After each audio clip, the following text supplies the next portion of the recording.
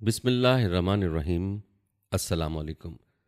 नाज़रीन, रमज़ानुल मुबारक इस्लामी तकवीम का नवा महीना है जो दुनिया भर के मुसलमानों के लिए सबसे ज़्यादा मुक़द्दस और बाबरकत महीना समझा जाता है। यह महीना अल्लाह ताला की रहमत, मग़फ़िरत और जहन्नुम से निजात की नवीद लेकर आता है। रमज़ान की सबसे बड़ी खसूसियत यह है कि इसी महीने में कुरान मजीद नाजिल हुआ और इसी में मुसलमानों पर रोज़े फ़र्ज़ किए गए। लेकिन रमज़ान का आगाज़ कैसे हुआ, सबसे पहला रमज़ान किन हालात में रखा गया और इस महीने की बरक़ात और अहकामात कैसे नाजिल हुए, इन तमाम सवालात के जवाबात बहुत कम लोग जानते हैं।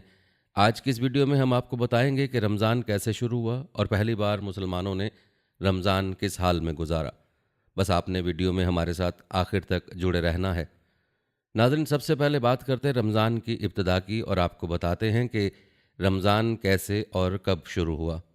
नाज़रीन, याद रखें, रमज़ानुल मुबारक का आगाज़ दर हकीकत उस लम्हे से जुड़ा हुआ है जब अल्लाह ताला ने अपने आखिरी नबी हज़रत मोहम्मद मुस्तफ़ा सल्लल्लाहु अलैहि वसल्लम पर पहली वही नाजिल फरमाई।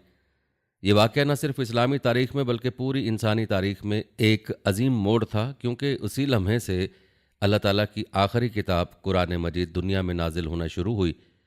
यही वो बाबरकत लम्हा था जिसने रमज़ान की अज़मत को कायम कर दिया और इसे दीगर तमाम महीनों से मुनफरिद बना दिया। नाज़रीन, वही के नज़ूल का वाक़या 610 ईस्वी में पेश आया जब नबी करीम सल्लल्लाहु अलैहि वसल्लम गार हिरा में इबादत में मशगूल थे। आप सल्लल्लाहु अलैहि वसल्लम को हमेशा से अल्लाह ताला की तलाश थी और आप सल्लल्लाहु अलैहि वसल्लम कई दिनों तक गार हिरा में जाकर गौर व फिक्र किया करते थे।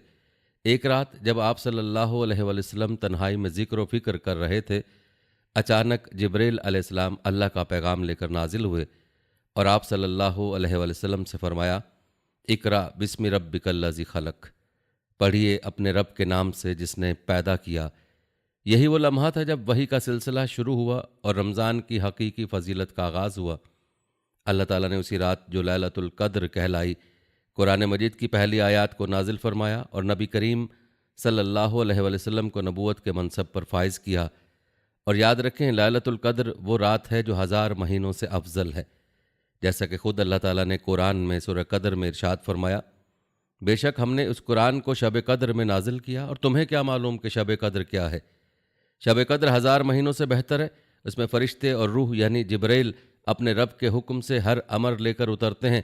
व तुलुए फ़ज्र तक सलामती वाली रात होती है। नाज़रीन, ये आयात इस हकीकत को वाज़ेह करती हैं कि रमज़ान की सबसे बड़ी फ़जीलत कुरान का नज़ूल है। अल्लाह ताला ने इस रात को 1000 महीनों से अफजल करार दिया, यानी इस एक रात में इबादत करना 83 साल की इबादत से बेहतर है। रिवायत बताते हैं कि जब हज़रत जिब्रील अलैहिस्सलाम ने पहली बार नबी करीम सल्लल्लाहु अलैहि वसल्लम को इकरा यानी पढ़ का हुक्म दिया तो आप सल्लल्लाहु अलैहि वसल्लम घबरा गए, क्योंकि ये आप सल्लल्लाहु अलैहि वसल्लम पर एक बिल्कुल नया तजुर्बा था। आप सल्लल्लाहु अलैहि वसल्लम ने फरमाया, मैं पढ़ना नहीं जानता। इस पर हज़रत जिब्रील अलैहिस्सलाम ने आप सल्लल्लाहु अलैहि वसल्लम को ज़ोर से सीने से लगाया और दोबारा कहा, इकरा बिस्मि रब्बिकल्लज़ी खलक, पढ़ अपने रब के नाम से जिसने पैदा किया। 3 बार ये अमल दोहराया गया और फिर जब हज़रत जिब्रील अलैहिस्सलाम वापस चले गए तो नबी करीम सल्लल्लाहु अलैहि वसल्लम पर एक गहरी कैफियत तारी थी। आप सल्लल्लाहु अलैहि वसल्लम घर वापस आए और हज़रत खदीजा रज़ियल्लाहु तआला अन्हा से फरमाया, मुझे कंबल ओढ़ा दो, मुझे कंबल ओढ़ा दो। आप सल्लल्लाहु अलैहि वसल्लम का जिस्म काँप रहा था और आप सल्लल्लाहु अलैहि वसल्लम को इस अजीम ज़िम्मेदारी का एहसास हो रहा था जो अल्लाह ताला ने आप सल्लल्लाहु अलैहि वसल्लम को अता की थी। हज़रत खदीजा रज़ियल्लाहु तआला अन्हा ने आप सल्लल्लाहु अलैहि वसल्लम को तसल्ली दी और फरमाया, अल्लाह की कसम, अल्लाह ताला आपको कभी ज़ाया नहीं करेगा, क्योंकि आप सिला रहमी करते हैं, सच बोलते हैं, ज़रूरतमंदों की मदद करते हैं, मेहमान नवाजी करते हैं और हक़ के रास्ते में लोगों की मदद करते हैं। नाज़रीन, ये अल्फाज ना सिर्फ नबी करीम सल्लल्लाहु अलैहि वसल्लम के लिए एक तसल्ली थे, बल्कि इस बात की भी गवाही थे कि आप सल्लल्लाहु अलैहि वसल्लम हमेशा से नेकी और हक़ के रास्ते पर थे। याद रखें, कुरान और रमज़ान का अटूट रिश्ता है। पहली वही के नज़ूल के बाद कुरान मजीद 23 साल के अरसे में मुकम्मल हुआ, मगर रमज़ानुल मुबारक को ख़ास इसीलिए बनाया गया कि उसी महीने में अल्लाह ताला ने इंसानियत के लिए हिदायत की रोशनी का आगाज़ किया। जैसा कि अल्लाह ताला ने सूरह बकरा में फरमाया, रमज़ान का महीना वो है जिसमें कुरान नाजिल किया गया जो लोगों के लिए हिदायत है اور جس میں حق و باطل کو واضح کرنے والی نشانیاں ہیں۔ یہ آیت رمضان کی عظمت کو مزید واضح کرتی ہے کہ مہینہ صرف روزوں کا نہیں بلکہ قرآن کے نزول کا بھی مہینہ ہے۔ اسی لیے نبی کریم صلی اللہ علیہ وسلم رمضان میں قرآن کی تلاوت کا خاص اہتمام فرماتے تھے، اور حضرت جبرائیل علیہ السلام ہر سال رمضان میں آپ صلی اللہ علیہ وسلم کے ساتھ قرآن کا دور مکمل کرتے تھے۔ ان آیات اور واقعات کی روشنی میں کہا جاتا ہے کہ رمضان کی ابتدا وحی کی روشنی میں ہوئی، اور یہی وحی اس مہینے کی سب سے بڑی نعمت ہے۔ یہ مہینہ محض بھوک اور پیاس برداشت کرنے کا نام نہیں، بلکہ اللہ کی قربت حاصل کرنے، قرآن سے جڑنے اور اپنے ایمان کو مضبوط کرنے کا مہینہ ہے۔ ہمیں اس بات کو سمجھنا چاہیے کہ رمضان کی اصل روح کیا ہے۔ یہ وہ وقت ہے جب اللہ تعالیٰ نے انسانیت کو قرآن کی شکل میں ایک رہنمائی دی، اور اس مہینے میں ہمیں چاہیے کہ ہم قرآن کو زیادہ سے زیادہ پڑھیں، سمجھیں اور اس پر عمل کریں، تاکہ رمضان کی برکتیں ہماری زندگیوں میں حقیقی معنوں میں شامل ہو سکیں۔ ناظرین، یہ تو رمضان کی ابتدا کا تذکرہ تھا کہ رمضان کی ابتدا پہلی وحی کے ساتھ ہی ہو چکی تھی، کیونکہ قرآن کا نزول لیلۃ القدر میں ہوا، اور لیلۃ القدر رمضان ہی کی رات کا نام ہے۔ لیکن یاد رکھیں، رمضان کے روزے وحی کے ساتھ فرض نہیں ہوئے تھے بلکہ بعد میں فرض ہوئے۔ رمضان کے روزے کب فرض ہوئے؟ آئیے آپ کو پہلے رمضان کے بارے میں بتاتے ہیں۔ آپ کو بتاتے چلیں کہ اسلام کے ابتدائی دور میں عبادات میں بنیادی طور پر نماز، ذکر اور دیگر روحانی اعمال شامل تھے، مگر روزے کا حکم ہجرت مدینہ کے بعد سن 2 ہجری میں نازل ہوا۔ یہ ایک اہم موڑ تھا، کیونکہ اس کے ذریعے اللہ تعالیٰ نے مسلمانوں کو ایک ایسی عبادت کا حکم دیا جو نہ صرف جسمانی بلکہ روحانی اور اخلاقی تربیت کا ذریعہ بنی۔ یاد رکھیں، اسلام میں ہر عبادت کے پیچھے ایک گہری حکمت پوشیدہ ہے، اور روزوں کا حکم بھی محض بھوک اور پیاس برداشت کرنے کے لیے نہیں دیا گیا، بلکہ اس کا بنیادی مقصد تقویٰ یعنی پرہیزگاری اور اللہ تعالیٰ کا قرب حاصل کرنا تھا۔ جیسا کہ اللہ تعالیٰ نے قرآن مجید میں روزوں کے فرض ہونے کے بارے میں ارشاد فرمایا، اے ایمان والو، تم پر روزے فرض کیے گئے ہیں جیسے تم سے پہلے لوگوں پر فرض کیے گئے تھے، تاکہ تم تقویٰ اختیار کرو۔ ناظرین، یہ آیت نہ صرف روزے کے فرض ہونے کی وضاحت کرتی ہے بلکہ اس میں یہ بھی بتایا گیا کہ روزہ کوئی نئی عبادت نہیں بلکہ پچھلی امتوں پر بھی لازم تھا۔ اس کا مقصد صرف فاقہ کشی نہیں بلکہ انسان کو تقویٰ، صبر اور روحانی پاکیزگی کی طرف لے جانا ہے۔ روایت بتاتی ہیں کہ جب یہ آیت نازل ہوئی اور روزے فرض ہوئے تو مسلمانوں نے اسے نہایت محبت اور فرما برداری کے ساتھ قبول کیا۔ وہ نبی کریم صلی اللہ علیہ وسلم کے ہر حکم پر دل و جان سے عمل کرتے تھے، اور روزے کو بھی ایک عظیم نعمت اور برکت سمجھ کر اختیار کیا۔ اور پہلے رمضان میں مسلمان جو مدینہ میں ہجرت کے بعد نئی زندگی کا آغاز کر رہے تھے، انہوں نے پہلی بار مکمل مہینے کے روزے رکھے۔ اس دوران نبی اکرم صلی اللہ علیہ وسلم نے خود روزے رکھے اور صحابہ کرام کو اس عبادت کے فضائل اور اس کے روحانی فوائد سے آگاہ کیا۔ یاد رکھیں، اسلامی تعلیمات میں اکثر اوقات کوئی بھی نیا حکم ایک تدریجی طریقے سے نافذ کیا جاتا ہے تاکہ لوگ اسے آسانی سے قبول کر سکیں۔ یہی معاملہ روزے کے ساتھ بھی ہوا۔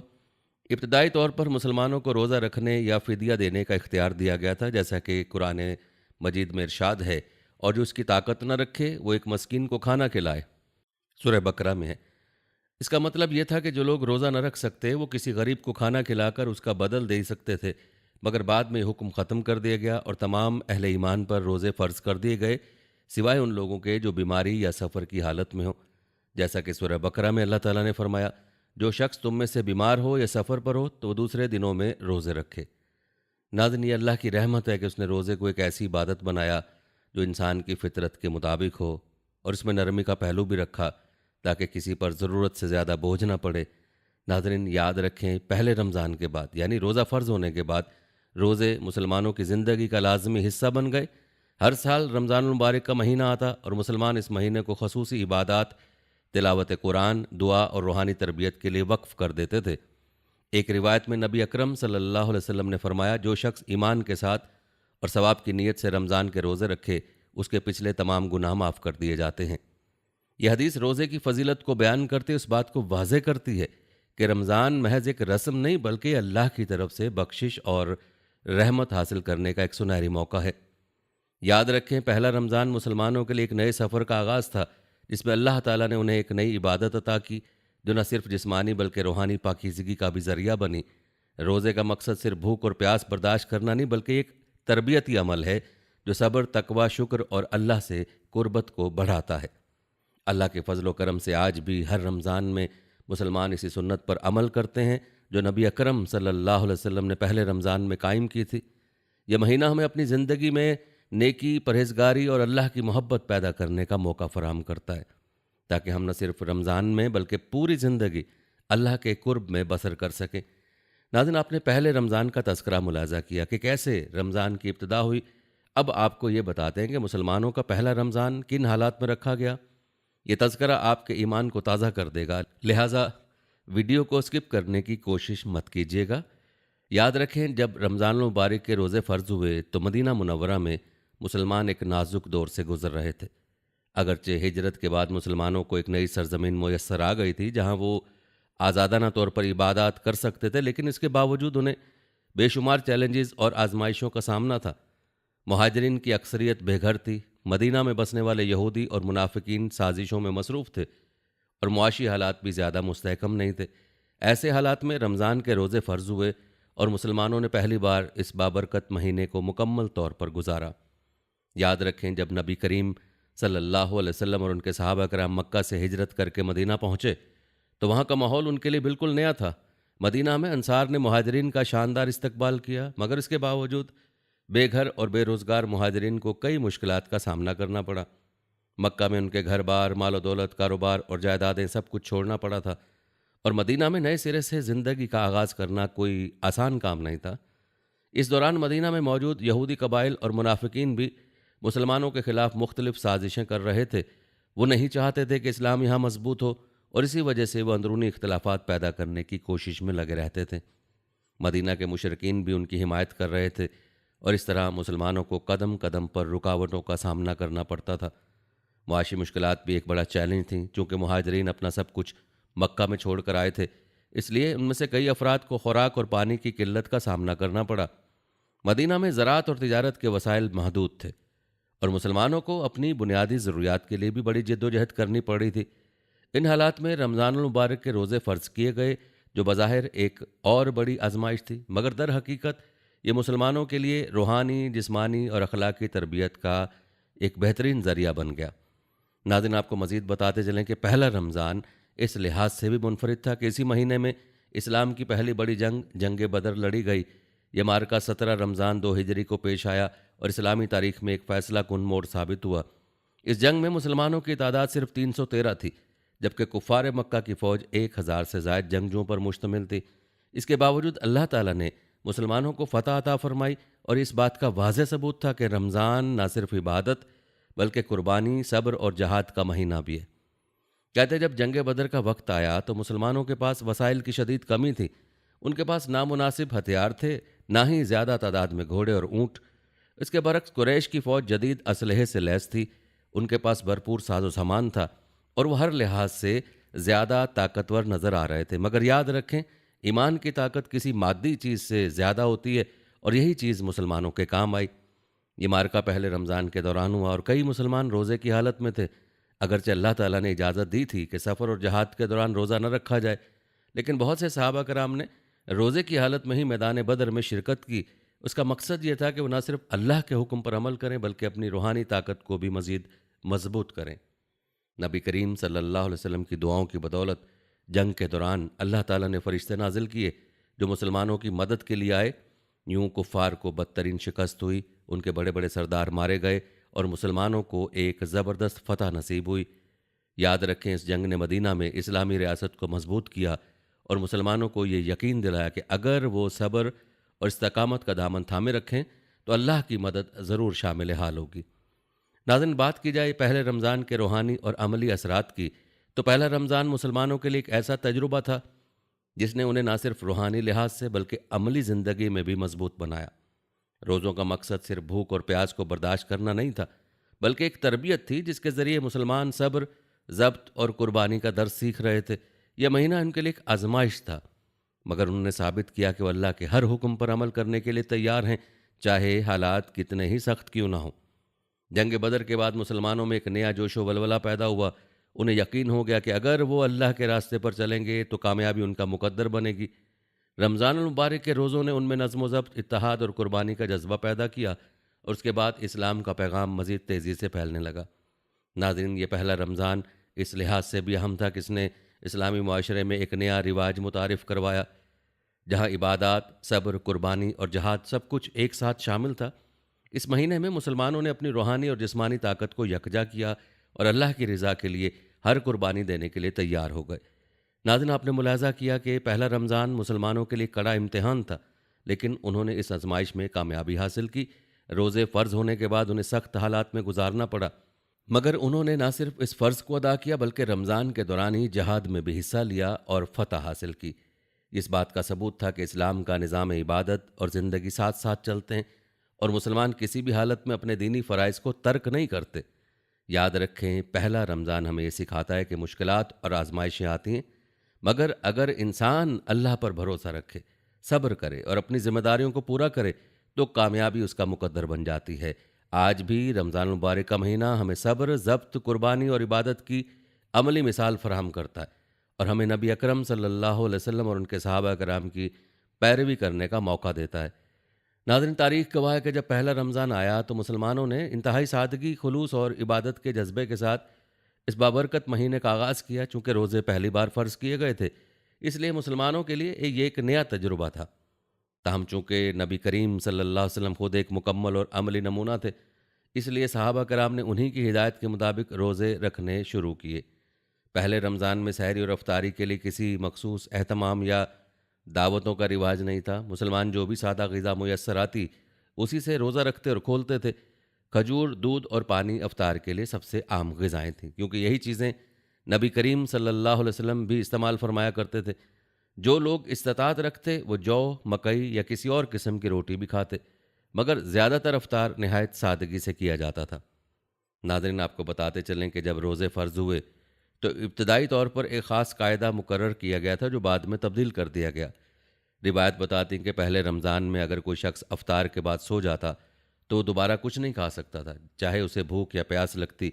سحری کی اجازت نہ تھی، بلکہ افطار کے بعد نیند آنے پر اگلے دن تک کھانے پینے کی ممانعت تھی۔ یہ قاعدہ مسلمانوں کے لیے خاصا مشکل ثابت ہوا۔ بعض صحابہ کرام دن بھر کے روزے کے بعد تھکاوٹ کی وجہ سے افطار کے بعد جلدی سو جاتے اور پھر صبح تک نہ کچھ کھا سکتے تھے اور نہ ہی پانی پی سکتے تھے، جس کی وجہ سے بعض اوقات جسمانی کمزوری محسوس ہونے لگتی تھی۔ اللہ تعالیٰ نے مسلمانوں کی حالت دیکھی اور پھر سورہ بقرہ میں ایک نیا حکم نازل فرمایا، جس میں سختی کو ختم کر دیا گیا، جیسا کہ ارشاد باری تعالیٰ ہے: روزے کی راتوں میں اپنی عورتوں کے پاس جانا تمہارے لیے حلال کیا گیا ہے، اور کھاؤ اور پیو یہاں تک کہ صبح کی سفید دھاگا سیاہ دھاگے سے نمایاں ہو جائے، پھر روزہ پورا کرو رات تک۔ اس آیت کے نزول کے بعد مسلمانوں کو اجازت مل گئی کہ وہ رات کے وقت سحری اور افطاری کے بعد کھا پی سکتے ہیں جب تک کہ فجر کی روشنی ظاہر نہ ہو۔ اس حکم نے روزے کو قدرے آسان کر دیا۔ اس کے بعد سحری اور افطاری کا ایک باقاعدہ طریقہ قائم ہوا جو آج تک جاری ہے۔ یاد رکھیں، پہلا رمضان صرف جسمانی آزمائش نہیں تھا بلکہ ایک روحانی تربیت بھی تھی۔ مسلمان دن بھر صرف بھوک اور پیاس برداشت نہیں کرتے تھے، بلکہ وہ اپنی آنکھ، زبان اور دل کو بھی ہر برائی سے محفوظ رکھتے اور زیادہ سے زیادہ عبادات میں مصروف رہتے تھے۔ ایک روایت میں نبی کریم صلی اللہ علیہ وسلم نے روزے کے مقصد کو واضح کرتے ہوئے فرمایا: روزہ صرف کھانے پینے سے رکنے کا نام نہیں، بلکہ روزہ لغو باتوں اور برے اعمال سے بھی رکنے کا نام ہے۔ چنانچہ پہلے رمضان میں مسلمان زیادہ سے زیادہ قرآن مجید کی تلاوت کرتے، نبی کریم صلی اللہ علیہ وسلم کی صحبت میں رہ کر دین کی تعلیم حاصل کرتے اور راتوں کو نوافل پڑھ کر اللہ سے مغفرت طلب کرتے تھے۔ اگرچہ اس وقت تراویح کی نماز کا باضابطہ طریقہ مقرر نہیں ہوا تھا، مگر صحابہ کرام رات کے وقت زیادہ عبادت کیا کرتے تھے۔ ناظرین، روایت یہ بتاتی ہیں کہ جب پہلا رمضان آیا تو نبی اکرم صلی اللہ علیہ وسلم اور صحابہ کرام نے اسے صرف روزے رکھنے تک محدود نہیں رکھا، بلکہ دن اور رات کو عبادات کے ذریعے گزارا، اور یہ درس دیا کہ رمضان کا مقصد صرف کھانے پینے سے رکنا نہیں، بلکہ روحانی پاکیزگی اور اللہ سے قربت حاصل کرنا ہے۔ یہی وجہ تھی کہ پہلے رمضان سے ہی عبادات کا خاص اہتمام کیا گیا، جس میں روزہ، دعا، ذکر، قرآن کی تلاوت اور نوافل شامل تھے۔ روایت کے مطابق پہلے رمضان میں نبی اکرم صلی اللہ علیہ وسلم رات کے وقت زیادہ عبادت کیا کرتے تھے۔ آپ صلی اللہ علیہ وسلم تہجد کی نماز میں طویل قیام فرماتے، قرآن کی تلاوت کرتے اور اللہ سے دعا مانگتے۔ اسی دوران رمضان میں قیام اللیل یعنی تراویح کی بنیاد بھی رکھی گئی۔ نبی کریم صلی اللہ علیہ وسلم نے پہلے رمضان میں چند راتوں میں صحابہ کرام کے ساتھ جماعت میں قیام فرمایا، اور جب صحابہ کی تعداد زیادہ ہونے لگی تو آپ صلی اللہ علیہ وسلم نے اس خوف سے کہ کہیں یہ نماز فرض نہ کر دی جائے، تراویح کو باقاعدہ جماعت کی صورت میں قائم نہیں کیا۔ بعد میں حضرت عمر فاروق رضی اللہ تعالیٰ عنہ کے دور میں اسے باقاعدہ منظم کیا گیا اور 20 رکعت تراوی کو ایک مستقل عبادت کی شکل دے دی گئی۔ اسی طرح پہلے رمضان میں قرآن کی تلاوت کو خاص اہمیت دی گئی تھی، چونکہ اسی مہینے میں قرآن کا نزول ہوا تھا۔ اس لیے نبی اکرم صلی اللہ علیہ وسلم اور صحابہ کرام دن بھر روزہ رکھنے کے ساتھ ساتھ زیادہ سے زیادہ قرآن کی تلاوت کرتے اور اللہ کی حضور دعا کرتے۔ ناظرین، یہی وہ روایت تھیں جنہوں نے رمضان کو محض روزے کا مہینہ نہیں بلکہ روحانی تربیت، ذکر و عبادت اور اللہ کے قربت کا مہینہ بنا دیا، جو آج تک امت مسلمہ میں جاری و ساری ہے۔ ناظرین، یاد رکھیں، پہلا رمضان مسلمانوں کے لیے ایک نیا تجربہ تھا۔ روزہ رکھنے کا حکم تو آ چکا تھا، لیکن اس کی تفصیلات اور عملی شکل وقت کے ساتھ واضح ہوئی۔ جیسے جیسے اسلامی معاشرہ ترقی کرتا گیا، رمضان کے معمولات، عبادات اور اس کے ساتھ منسلک روحانی پہلو بھی زیادہ منظم ہوتے گئے۔ نبی اکرم صلی اللہ علیہ وسلم اور خلفائے راشدین کے ادوار میں رمضان کی عبادات کو ایک ترتیب دی گئی، اور یہ مہینہ نہ صرف ایک روحانی تربیت کا ذریعہ بنا بلکہ اس میں معاشرتی فلاح و بہبود کے کئی نئے پہلو بھی شامل کیے گئے۔ مثال کے طور پر تراویح کی نماز کی بات کی جائے تو پہلے رمضان میں نبی اکرم صلی اللہ علیہ وسلم نے صحابہ کرام کے ساتھ چند راتوں میں باجماعت قیام فرمایا، مگر بعد میں اس خدشے کے پیش نظر کہ کہیں یہ نماز فرض نہ کر دی جائے، آپ صلی اللہ علیہ وسلم نے باقاعدہ جماعت کا سلسلہ روک دیا۔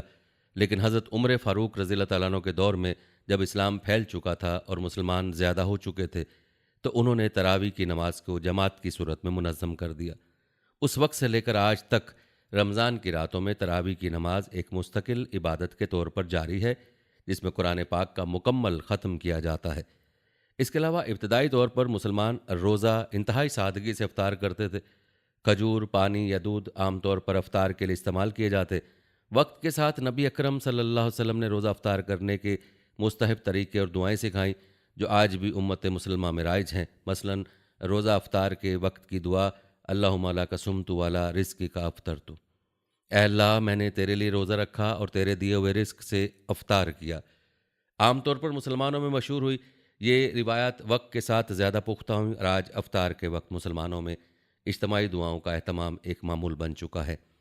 اس کے علاوہ پہلے رمضان کے بعد اسلامی معاشرت میں ایک اور اہم اضافی صدقہ فطر کا حکم تھا، جسے نبی اکرم صلی اللہ علیہ وسلم نے فرض قرار دیا۔ اس کا بنیادی مقصد یہ تھا کہ غریب اور مستحق افراد بھی عید کی خوشیوں میں شامل ہو سکیں۔ مسلمانوں کو یہ تاکید کی گئی کہ وہ عید سے پہلے صدقہ فطر ادا کریں تاکہ ہر شخص کے لیے بنیادی ضروریات کا انتظام ہو سکے۔ آج بھی یہ ایک مستحکم روایت کے طور پر جاری ہے، اور دنیا بھر کے مسلمان رمضان کے اختتام پر یہ صدقہ ضرور ادا کرتے ہیں۔ اسی طرح نبی اکرم صلی اللہ علیہ وسلم نے رمضان کے آخری عشرے میں اعتکاف کا اہتمام فرمایا اور یہ سلسلہ ہر سال جاری رکھا۔ اعتکاف کے ذریعے مسلمان دنیاوی معاملات سے مکمل علیحدہ ہو کر عبادات، دعا اور ذکر میں مشغول ہوتے ہیں۔ خاص طور پر شب قدر کی تلاش میں آخری عشرہ بہت زیادہ اہمیت اختیار کر گیا۔ ناظرین، یاد رکھیں، پہلے رمضان کے بعد جیسے جیسے اسلامی ریاست مضبوط ہوتی گئی، رمضان المبارک کی عبادات میں مزید بہتری آتی گئی۔ مسلمان اس مہینے میں زیادہ عبادات کرنے لگے، غریبوں اور مسکینوں کی مدد کرنے کا جذبہ بڑھتا گیا، اور سماجی سطح پر ایک خوبصورت اسلامی ثقافت پروان چڑھی۔ اور آج بھی رمضان پوری دنیا میں مسلمانوں کے لیے نہ صرف ایک مقدس مہینہ ہے بلکہ یہ روحانی، جسمانی، سماجی اور اخلاقی تربیت کا ذریعہ بھی بن چکا ہے۔ یاد رکھیں، رمضان المبارک صرف ایک مہینہ نہیں بلکہ اللہ کی قربت حاصل کرنے، اپنی اصلاح کرنے اور روحانی پاکیزگی اختیار کرنے کا سنہری موقع ہے۔ پہلا رمضان جب مسلمانوں پر فرض ہوا تو یہ نہ صرف ایک آزمائش تھی بلکہ صبر، استقامت، قربانی اور اللہ سے محبت کا امتحان بھی تھا۔ وقت کے ساتھ ساتھ رمضان کی اہمیت اور اس کی حقیقی روح اور بھی زیادہ واضح ہوتی گئی۔ ناظرین، یاد رکھیں، روزہ محض بھوک اور پیاس برداشت کرنے کا نام نہیں بلکہ ایک مکمل تربیتی عمل ہے جو انسان کو اپنی نفسانی خواہشات پر قابو پانے، اپنی سوچ اور کردار کو بہتر بنانے اور اللہ کی رضا کے لیے خود کو وقف کرنے کا سبق دیتا ہے۔ یاد رکھیں، روزے کا مقصد صرف جسمانی مشقت نہیں بلکہ روحانی ترقی اور اللہ کا قرب حاصل کرنا ہے۔ رمضان ہمیں تقوی، صبر اور شکر گزاری کا درس دیتا ہے۔ روزہ ہمیں سکھاتا ہے کہ دنیاوی خواہشات کو قابو میں رکھتے ہوئے کس طرح اپنی روحانی اور اخلاقی بہتری کی جا سکتی ہے۔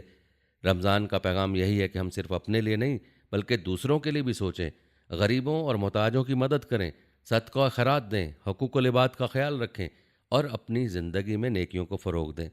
اللہ تعالیٰ نے رمضان کو برکتوں اور رحمتوں کا مہینہ بنایا تاکہ ہم اپنے گناہوں کی بخشش کروا سکیں اور ایک بہتر انسان بن کر اس دنیا میں زندگی گزار سکیں۔ नाज़रीन, आज की वीडियो में आपने मुलाहजा किया कि रमज़ानुल मुबारक का आगाज़ अल्लाह की तरफ से एक अजीम नेमत के तौर पर हुआ और ये सिलसिला आज तक जारी है।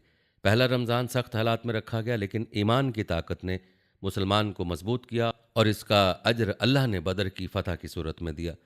आज भी रमज़ान हमें यही सिखाता है कि कुर्बानी, सब्र और तकवे का रास्ता इख्तियार करें तो अल्लाह की रहमत हमारे शामिल हाल हो जाती है। यही वो बाबरकत महीना है जिसमें हर साल मुसलमान एक नए जोश व जज्बे से इबादत करते हैं और अल्लाह से मग़फ़िरत तलब करते हैं ताकि वो अपनी ज़िंदगी में हकीकी कामयाबी हासिल कर सकें। अल्लाह ताला से दुआ है कि अल्लाह ताला हमें रमज़ान मुबारक के महीने के सही मानों में कदर करने की तौफ़ीक़ अता फ़रमाए, आमीन। नाज़रीन, ये थी हमारी आज की वीडियो। कमेंट सेक्शन में अपनी राय का इजहार ज़रूर करें और बताएं कि आप अगली वीडियो कौन से इस्लामिक टॉपिक पर देखना चाहते हैं। आपकी कीमती राय हमारे लिए बहुत अहमियत रखती है और जाने से पहले वीडियो को शेयर ज़रूर कीजिएगा। हम उम्मीद करते हैं कि आपको हमारी आज की वीडियो ज़रूर पसंद आई होगी। अगर आपको हमारी आज की वीडियो पसंद आई है तो इसको लाइक करें। आखिर में उन लोगों से एक बार फिर दरख्वास्त है कि हमारे चैनल को ज़रूर सब्सक्राइब कर लें जिन्होंने अभी तक हमारा चैनल सब्सक्राइब नहीं किया हुआ। सब्सक्राइब के साथ लगे घंटी के बटन को भी ज़रूर क्लिक करें ताकि आपको हमारी आने वाली मज़ीद वीडियोज़ का नोटिफिकेशन बर वक्त मिलता रहे। अल्लाह ताला आपको अपनी हिफ्ज़-ए-मान में रखे, आमीन।